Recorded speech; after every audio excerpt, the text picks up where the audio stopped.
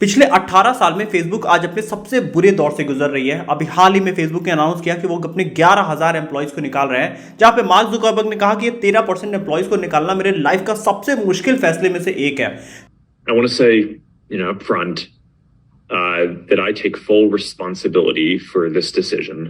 क्योंकि फेसबुक का रेवेन्यू लगातार गिरता जा रहा है। दोस्तों, ये एक ऐसी केस स्टडी है जो आपको बिजनेस में बहुत कुछ सिखा सकती है, क्योंकि फेसबुक कभी दुनिया की टॉप कंपनीज में से एक हुआ करती थी, जहां मार्क जुकरबर्ग दुनिया के तीसरे सबसे अमीर इंसान हुआ करते थे। अब हो सकता है आने वाले टाइम में वो टॉप 20 में भी ना अवेलेबल हो। तो दोस्तों, फेसबुक के फॉल की सबसे बड़ी शुरुआत होती है 2 फरवरी 2022 से, जब एक दिन के अंदर मेटा ने करीब $230 बिलियन लूज किए थे। इस सब का रीजन था कि कंपनी के अपने क्वार्टरली रेवेन्यू गिरते जा रहे थे और उनका यूजर बेस लगातार गिर रहा था, जिस वजह से बहुत लोगों ने फेसबुक के शेयर्स बेचने चालू किए और फेसबुक की वैल्यू लगातार गिरती गई। ये $230 बिलियन अगर मैं आपको समझाने की कोशिश करूं तो पूरे न्यूजीलैंड को जीडीपी से ज्यादा उनका लॉस हुआ था एक दिनों के अंदर। इसके साथ ही इसको अगर दूसरे एग्जांपल से समझे तो श्रीलंका, अफगानिस्तान, नेपाल और भूटान की इकोनॉमी अगर हम जोड़ दें तो वो भी $230 बिलियन नहीं होती है। तो इतना फेसबुक ने एक दिन में गंवाया था। साल 2011 से 2022 के बीच में अगर हम देखें तो पहले फेसबुक का यूजर बेस लगातार बढ़ता गया, लेकिन साल 2020 के बाद इनका यूजर बेस पहले स्टैग्नेंट हुआ, फिर इनमें माइट एक डिक्रीमेंट देखने को मिला है। इसको और हम क्लोजली देखने की कोशिश करते हैं। पिछले 2 साल का अगर हम फेसबुक का ग्रोथ देखने की कोशिश करें तो जहां जुलाई 2020 में इनको 1.4% का ग्रोथ था, वहीं वो ग्रोथ बढ़ रहा था और जनवरी 2021 में भी इनको 2% का ग्रोथ था। वो ग्रोथ लगातार घटना शुरू हो गया जुलाई 2021 से, जहां 0.5% ग्रोथ थी, फिर वो 0.17 होती गई और जुलाई 2022 तक जाते जाते इनको नेगेटिव ग्रोथ होने लगी। मतलब इनके यूजर बेस लगातार अब गिरने शुरू हो गए। फेसबुक की पेरेंट कंपनी मेटा 3 प्लेटफॉर्म को बेसिकली ओन करती है, व्हाट्सएप, फेसबुक और इंस्टाग्राम। और हम इंस्टाग्राम के यूजर बेस में अगर देखें तो वहां पे भी लगातार एक स्टैग्नेंट ग्रोथ दिख रही है। मतलब वो यूजर बेस या तो रुक गया है या तो वो फॉल करता जा रहा है। इसका जो सबसे बड़ा रीजन है वो है सैचुरेशन। पूरे दुनिया में अगर हम देखें तो करीब 8 बिलियन लोग हैं, जिसमें से करीब 2.91 बिलियन एक्टिव यूजर्स हैं फेसबुक के। वहीं बाकी के जो 5 बिलियन देखें उसमें से करीब 3 बिलियन ऐसे लोग हैं जो कि इंटरनेट को अच्छे से एक्सेस नहीं कर पाते हैं। ये वो लोग हैं जो कि नाइजीरिया, पाकिस्तान, बांग्लादेश जैसे कंट्रीज में रहते हैं, उनके पास इंटरनेट का अच्छा एक्सेस नहीं है, जिस वजह से वो फेसबुक नहीं यूज कर सकते हैं। इसके अलावा 1.7 बिलियन ऐसे लोग हैं जो कि रशिया, चाइना या फिर ईरान में रहते हैं, जहां पे फेसबुक पूरी तरीके से बैन है। और बाकी के जो यूजर्स हैं वो 10 साल से कम एज ग्रुप वाले हैं। तो मतलब फेसबुक अपना मैक्सिमम ग्रोथ अब कर चुका है, अब इससे ज्यादा ग्रोथ करना पॉसिबिलिटी नहीं है। और यहीं पे मार्क जुकरबर्ग अपनी पहली गलती करते हैं। उनका कहना था कि हम फेसबुक के यूजर्स और बढ़ाने की कोशिश करेंगे। तो जब फेसबुक अपने सैचुरेशन को टच कर चुका है तो अब यूजर्स को बढ़ाना सबसे बड़ी गलती होगी। यहां फेसबुक ने अपनी पहली गलती किया था। फेसबुक के फॉल का अगर हम स्टेप बाय स्टेप रीजन समझने की कोशिश करें तो यहां पे जो यूजर बेस है अब वो ओल्डर जनरेशन का होता जा रहा है। जब 2004 में फेसबुक लॉन्च हुआ था तो 75% इनके पास यंगर जनरेशन की पॉपुलेशन थी जो कि फेसबुक का एक्सेस किया करते थे। लेकिन अब वो पॉपुलेशन थोड़ी ओल्ड हो चुकी है, वो 45-50s वाले एज ग्रुप में है।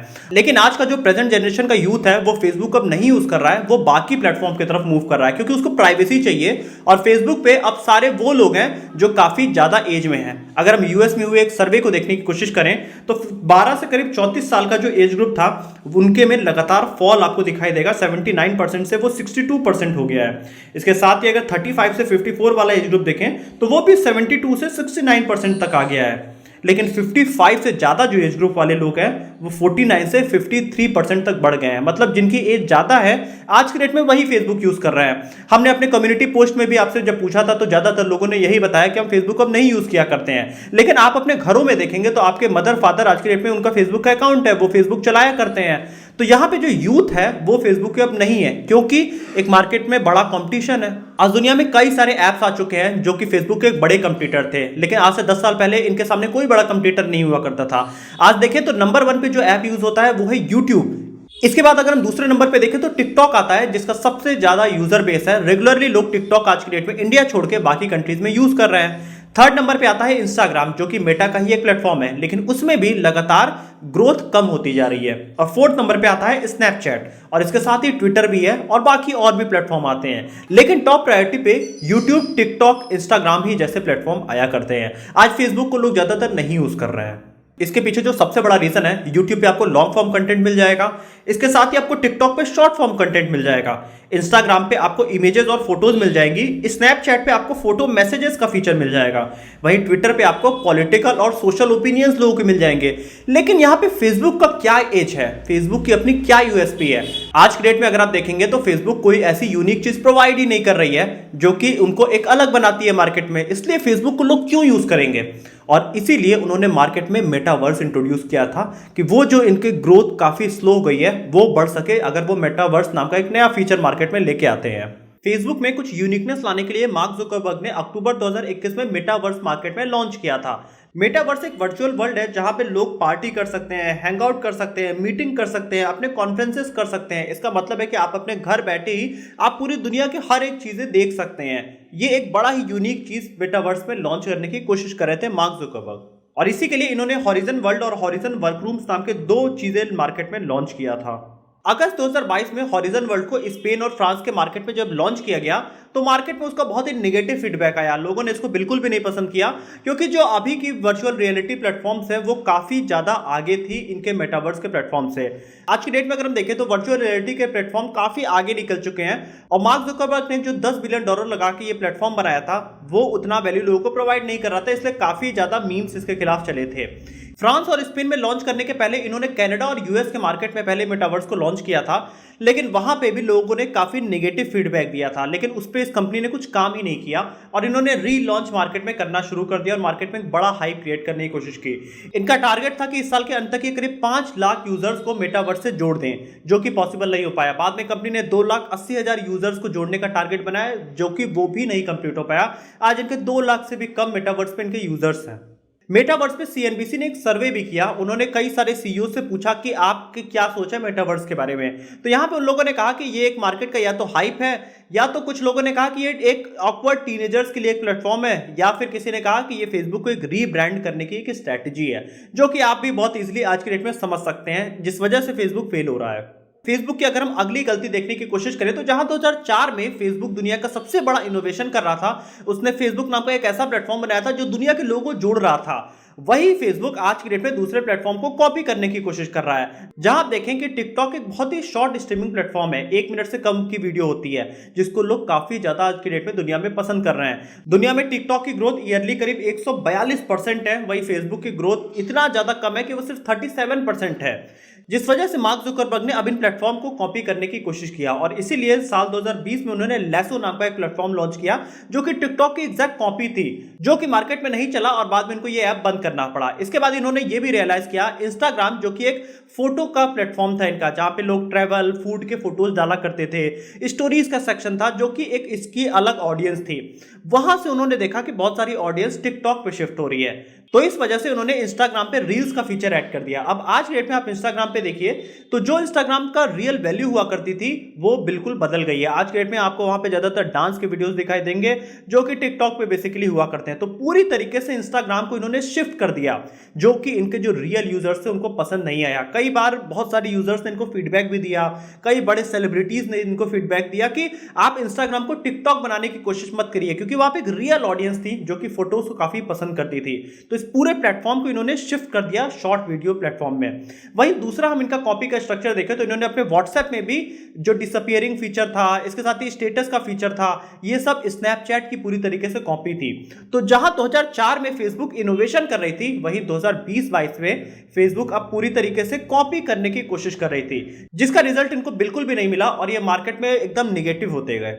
लेकिन मेटा और फेसबुक के फॉल के पीछे जो सबसे बड़ा रीजन अगर हम समझने की कोशिश करें तो वो है कोई इनका रेवेन्यू मॉडल नहीं है कस्टमर के लिए। जैसे कि ये जो प्लेटफॉर्म होते हैं ये एक इकोसिस्टम क्रिएट करते हैं। हम YouTube को समझने की कोशिश करते हैं। YouTube में क्या होता है कि बीच में एक YouTube का प्लेटफॉर्म है, एक साइड हमारे जैसे क्रिएटर्स हैं और एक साइड कंपनीज ऐड चलाया करती हैं। जो भी आप वीडियोस देखते हैं बीच में उस पर ऐड आया करता है, उसमें 50% इनकम YouTube रख लेता है, 50% इनकम वो क्रिएटर्स को दे दिया करता है। तो यहाँ पे YouTube ने एक इकोसिस्टम बनाया जहां पे ऐड चलाने वाली कंपनियों का भी काम चल रहा है, YouTube का भी काम चल रहा है, क्रिएटर्स का भी काम चल रहा है और उन एड्स को देख के प्रोडक्ट को कंज्यूम करने वाले कस्टमर्स का भी काम चल रहा है। तो ये एक कंप्लीट इकोसिस्टम हो गया और इस टाइप का इकोसिस्टम ना आपको फेसबुक पे दिखाई देगा ना आपको इंस्टाग्राम पे दिखाई देगा। यही सबसे बड़ा रीजन है कि आज क्रिएटर उसे यूज नहीं कर रहे हैं।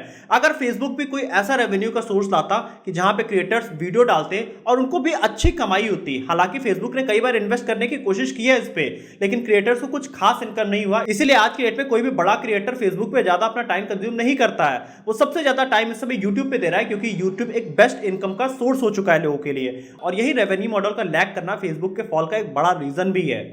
इसके साथ ही फेसबुक के फॉल का एक और बड़ा रीजन आता है प्राइवेसी इशू। फेसबुक में कई बार यह क्लेम किया गया कि फेसबुक हमारे डेटा को लीक किया करता है। इसका सबसे बड़ा एग्जांपल यूएस के प्रेसिडेंशियल इलेक्शन में देखेंगे, जहां पे बहुत सारे यूजर्स का डेटा लीक करके यूएस के इलेक्शंस में यूज किया गया था।